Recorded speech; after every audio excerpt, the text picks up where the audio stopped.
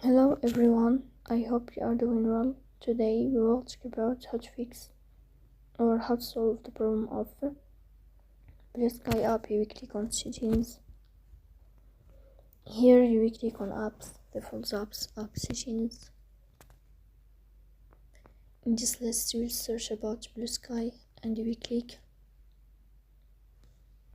Here you will click on first stop and you will click OK. Then you will enter to the window of storage. Here you will click on clear cache. In the end you will turn off your phone and you will wait a moment to restart your phone again to fix that problem. So that's all. Don't forget to support us by like and subscribe.